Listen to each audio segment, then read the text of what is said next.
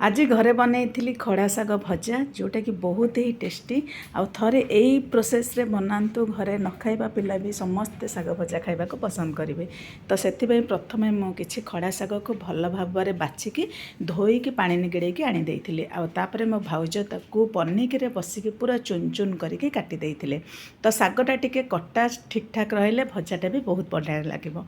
तापरे चुली रे कड़ाई बसई तेल पकई प्रथमे बड़ी भाजिकी बाहर कर देइथिले आउ तापरे फुटण सुखिला लंका कंचा लंका पियाज सब देकी टिके भाजिला परे दे देइथिली साग को आ साग को टिके एपट सेपट करके स्वाद अनुसार लुण देकी ताको टिके भाजिला परे गोटे बाईगण को छोट छोट करके काटी देइथिली।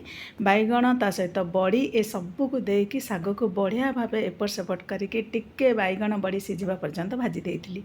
तापर मोर पूरा पूरी रेडी हो जाइथिला साग भजा को थरे एमिति बनातु आ समस्त को खाइबा को दियंती। वीडियोटी जदि टिके भल लागिथबो गोटे लाइक देबे, चैनल को सब्सक्राइब करेंगे। Thank you.